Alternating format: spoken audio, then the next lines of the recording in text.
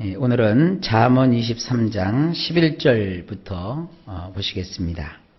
11절 말씀은 어제 10절 말씀과 연계가 됩니다. 잠깐 어제 말씀을 보면 너희는 옛부터 오래전부터 세워놓았던 궤불, 우리 성경에는 지계석이라고 되어 있는데 그 경계선을 옮기지 말라. 그리고 아버지 없는 그런 자들의 그 영역을 야금야금 너희가 침범해 들어가지 말라. 자, 오늘은 11절입니다. 원문을 보면 이렇습니다. 대저 그들의 구속자는 강하시니 그가 너를 대적하여 그들의 원한을 풀어주시리라. 자, 그 아버지 없는 자들을 이렇게 그들이 어리고 세상 물정 모른다고 야금야금 침탈에 들어가서 그들의 것을 빼앗게 되면 우리 성경으로 보면 대저 그들의 구속자는 강하시니 그가 너를 대적하여 그들의 원한을 풀어주시리라 이렇게 말씀하고 있어요. 시브리 원전에서는 이렇게 되어 있습니다. 왜냐하면 그들의 고엘은 강력하시기 때문이니 그들이 너와 함께하는 다툼에 대하여 그분이 다투실 것이니라. 자, 이 원문으로 보면 이게 구속자라고 되어 있는 부분이 고엘이라고 되어 있어요. 이 고엘은 누구냐 하면 토지 무르는 자라는 뜻이에요. 토지 무르는 자. 어제도 제가 잠시 얘기했지만 이스라엘 사람들은 그 토지가 공개념입니다. 사유할 수 있는 토지가 아닙니다. 토지가 50년마다 한 번씩 신년이 되면 그들이 빚을 얻기 위해서 그 땅을 담보로 잡고 그리고 돈을 빌려서 누군가가 썼단 말이에요. 그러면 그 사람이 돈을 갚지 못한다고 해도 그 원래의 그 땅을로 이렇게 돌려줘야 돼요. 그래서 50년마다 한 번씩 자기 땅을 다 찾는 거예요. 성경에 이런 말씀도 있어요. 신년이 가까움을 보고 만약에 가난하고 궁핍한 자가 그 땅을 담보로 들고 와서 내가 이 땅을 저당 잡을 테니 나에게 빚을 좀 주시오. 돈을 좀 빌려주시오. 그렇게 했다고 했을 때 신년이 얼마 남지 않아서 내가 이 돈을 저에게 빌려주면 내가 원금이 회수가 안 될 텐데 그러면서 마음이 탁 막혀가지고 그들을 이렇게 도와주지 않는 그런 일은 하나님 앞에서 옳지 않다라고 말씀을 하세요. 어쨌든 그 땅을 빼앗기는 법은 없어요. 그런데 신년이 코앞에 있으면 바로 찾으면 되지만 신년이 앞으로 한 40년이 남았고 45년이 남았다고 칩시다. 그러면 그 땅을 돌려받아야 되잖아요. 근데 그 땅을 돌려받고자 할 때 돈이 없다고요. 그러면 40년 혹은 45년 남은 기간 동안 땅 한 평 없이 살아가야 된다고요. 그런데 아주 가까운 일가 친척 중에 누구가 그 사람을 대신해서 그 빚을 갚아주면 그 담보로 맡겼던 땅을 좌우지간 그대로 다시 돌려줘야 돼요. 그러니까 우리의 그 상거래하고는 좀 달라요. 그때 가장 가까운 친척 중에 한 사람이 그 궁핍에 처한 저 사람을 위해서 자기의 그 귀중한 돈을 기꺼이 내놓아 그 땅을 회복시켜주는 사람, 그 사람을 누구라고 하느냐면 고엘이라고 하는 거예요. 자, 여기 아버지 없이 아주 비참한 지경에 있는 어떤 그 사람이 있어요. 그런데 이 세상 물정장 모르고 그러니까 어떤 한 사람이 저놈 바보야. 해갖고 요렇게 속이고 저렇게 속이고 이 핑계 대고 저 핑계 대면서 그 사람이 차지하고 있던 땅을 침범에 들어왔다고요. 그런데 그 아버지 없이 불쌍하게 살고 있는 그 사람을 위하여 누가 고엘이 되어주시느냐? 하나님께서 고엘이 되어주신다는 거예요. 하나님께서는 고엘이 되어주셔서 그를 회복시켜 주시는데 그 고엘이 되신 하나님은 어떤 분이시냐? 굉장히 막강한 권력과 힘을 가지고 있는 분이세요. 그렇기 때문에 그들이, 그러니까 그 땅을 빼앗긴 사람들이 너와 함께하는 다툼에 대하여 그분이 다투실 것이다. 그래서 이 다툰다는 것은 멱살 잡고 싸운다는 게 아니라 법정에서 합법적으로 소송에 의하여 다툰다, 이런 뜻이에요. 그러니까 하나님께서는요, 약한 자의 편이 되어 주셔서 그들이 그 어려운 지경에서 벗어날 수 있도록 고엘이 되어 주신다. 그리고 남의 것을 수탈하고 빼앗은 자는 그 가난한 사람만 보는 게 아니라 그 가난한 사람을 늘 가까이 하시는 가난한 사람의 고엘이 되어 주시는 하나님을 생각해야 되는 거예요. 이게 뭐예요? 세상을 살아가는 지혜입니다. 이 세상은요, 하나님이 눈에는 안 보이지만 반드시 살아 계신 거예요. 그러니까 이 가난한 사람도요, 하나님 앞에 그래서 나와야 되는 거예요. 하나님이 그들의 편이 되어 주시기 때문입니다. 자, 또 넘어갈까요? 12절. 이제 확 장면이 바뀝니다. 훈계에 착심하며 지식의 말씀에 귀를 기울이라.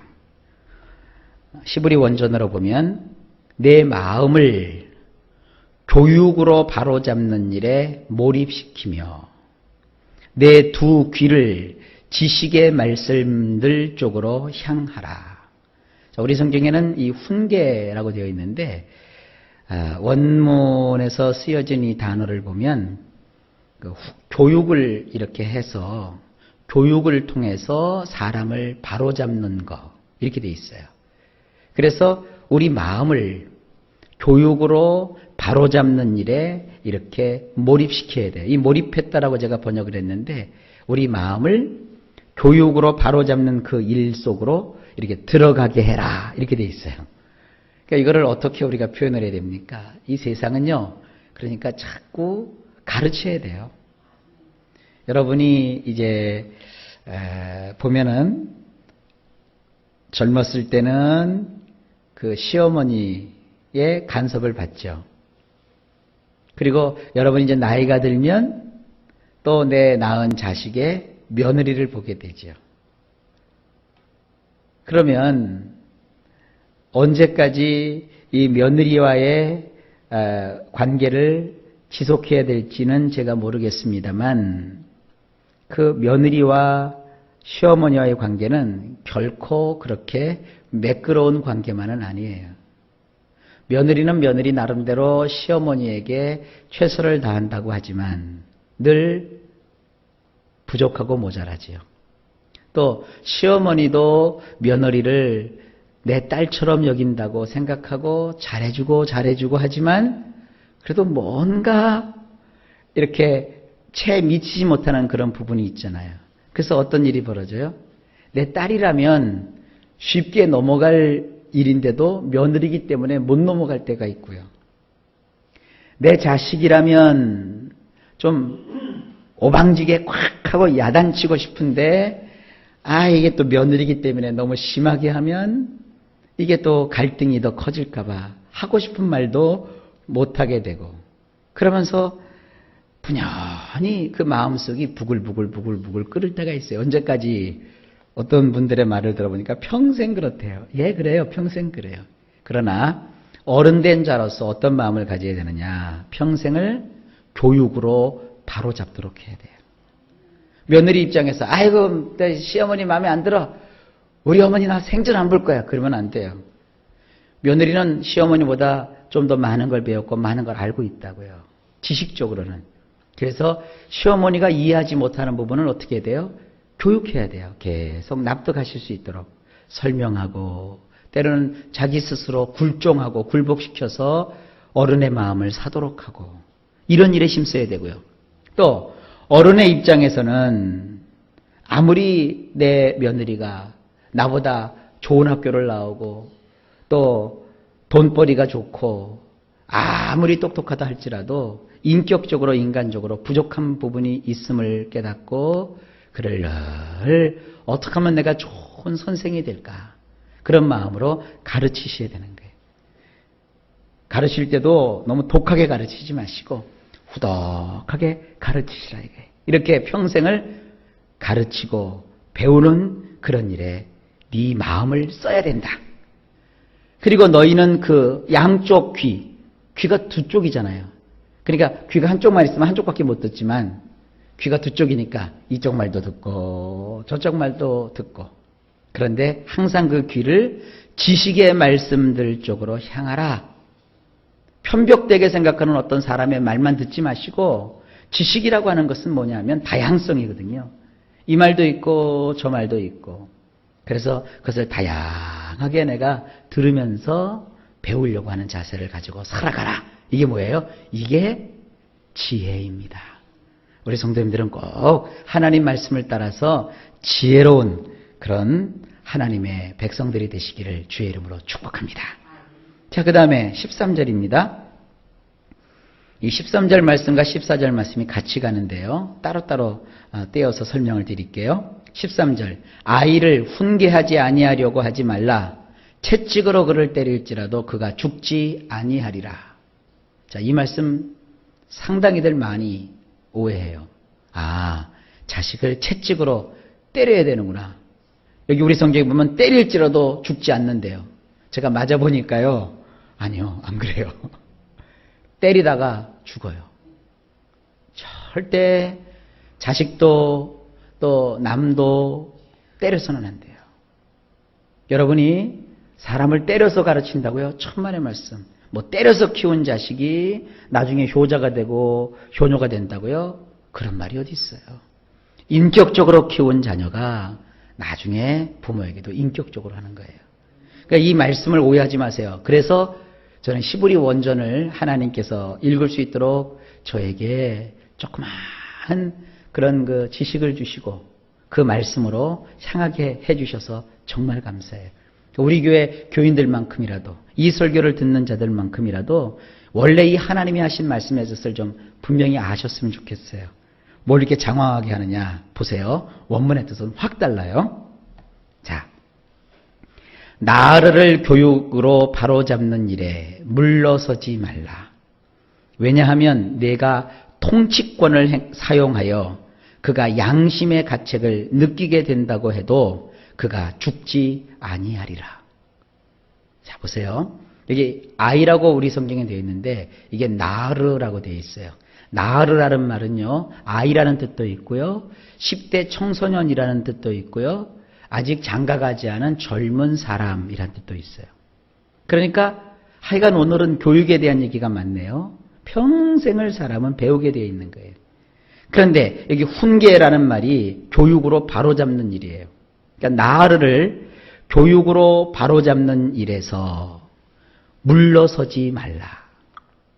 그러니까 평생을 가르쳐야지. 아이고 그 정도면 됐어. 쟤는 가르쳐도 안 돼. 이런 식으로 하지 말라는 거예요. 평생을 교육으로 바로잡는 일에 물러서지 말라. 왜냐하면 자, 우리 성경에는 이게 채찍이라고 번역이 되어 있는데 원문을 깊이 보게 되면 이 채찍이라는 뜻도 있긴 있지만 그 깊은 뜻에 어떤 뜻이 있느냐, 통치권을 행사하다 이런 뜻이 있어요. 왕이 통치의 이게 지팡이라고 칩시다. 통치의 지팡이를 손에 잡고 나라를 다스리는 것, 그런 것을 뜻할 때 그 왕이 잡은 그 통치의 홀, 우리식으로 말하면 규라고도 하거든요. 그 왕이 세상을 다스릴 때, 국정을 행할 때 손에 이렇게 지팡이를 잡고 있다고요. 그걸 뭐라고 하냐면 규라고 하고 홀이라고 하는데 바로 그것을 말하는 거예요. 그래서 이 통치권이라고 생각하셔야 돼요. 부모는 자녀를 향하여서 하나님이 통치의 지팡이를 주셨다고요. 채찍이 아닙니다. 뭐 막대기 만들면 무조건 때려요? 그건 통치를 행하는 거예요. 그러니까 부모가 자식을 다스릴 줄 알아야 되는 거예요. 통치권을 내가 사용하여서 때로 야단을 치기도 하고 지시하기도 하고 아빠의 말대로 해야 돼. 엄마의 말을 들어. 그래야 네가 살아. 그러면서 엄마나 아빠가 자식에게서 자기의 주장을 굽히지 않는 거예요. 그렇게 했을 때 그 자식이, 그 나으르가 때로는 양심의 가책을 심하게 느낀다고요. 여기 지금 때린다라는 말이 나오는데 이 때린다라는 것도 역시 원문으로 보면 친다, 때린다 이런 뜻도 있지만 자기 마음의 어떤 양심 깊숙한 곳에서 이렇게 뉘우쳐서 돌이킨다 이런 뜻도 있어요. 그래서 이거를 잘 조합을 이런 뜻이 되는 거예요. 부모가 자녀에게 혹은 나으르에게 가르치려는 그런 마음을 가지고서 부모에게 하나님이 주신 그 통치권을 사용하라 이거예요. 통치권이라는 게 맨날 때리라고만 하는 거 아닙니다. 잘 다스리고 심지어는 때로는 그를 훈계하고 교훈하느라고 그가 양심의 가책을 느낄 정도로 그렇게 한다 할지라도 그가 결코 죽는 일은 없을 것이다. 그러니까 자녀를 잘 부모가 교육하고 가르쳤을 때 그 자녀는 양심으로 돌이키게 되고 그리고 결국은 그가 죽지 않는 길에 서게 되는 거예요. 이건 교육의 사명을 뜻하는 겁니다. 다시 한번 얘기합니다. 때리라는 교훈이 절대로 아닙니다. 그 다음에 14절 내가 그를 채찍으로 때리면 그의 영혼을 수월에서 구원하리라. 자, 원문을 보면 이렇습니다. 내가 그에게 통치권을 행사하게 되면 그의 내패쉬를 수월로부터 건져내게 되느니라. 그러니까 부모에겐 뭐가 있는 거예요? 채찍을 휘두를 수 있는 권리가 있는 게 아니라 통치권을 행할 의무가 있는 거예요. 부모는 자녀를 교육적인 사명을 가지고 잘 가르치고 그래서 그의 양심으로 그가 돌이켜 깨닫게 해주어야 되는 거예요. 그거지 채찍을 절대로 사용하시면 안 됩니다. 저는 우리 모든 성도님들의 가정에 채찍이 없기를 바랍니다. 또 어떤 사람은 자기 손바닥을 채찍으로 삼는 사람이 있어요. 절대 이 손으로는 자녀를 감싸주고 품어줘야지. 그걸 가지고 뺨을 친다든지 폭력을 행사하는 것이 있어서는 절대로 안 됩니다. 오늘날 아동 폭력이 참 가정에서 많이 이루어지고 있죠. 이거 절대 하나님께서 용납하지 않는 겁니다. 믿지 않는 가정도 물론이거니와 믿는 가정 안에는 절대로 부모가 자녀에게 폭력을 행사하거나 또 윗어른이 자기보다 아랫사람에게 어떤 가해를 하는 이런 폭력의 행사가 있어서는 안 됩니다. 가르치는 교육이 있어야 됩니다. 장 담그는 것도 가르쳐 주시고 그 맛있게 담그시는 김치 담그는 법도 좀 가르쳐 주시고 또 청소하는 법도 좀 가르쳐 주시고 하여간 잘 가르쳐 주세요. 그래서 여러분도 가르치는 기쁨이 있고 또 여러분 자녀들도 배우는 즐거움이 있는 겁니다. 그러면서 각 가정이 행복을 이렇게 싹터 나가게 되시고 꽃이 피시고 행복의 결실이 맺히시기를 우리 주 예수님의 이름으로 간절히 축복합니다.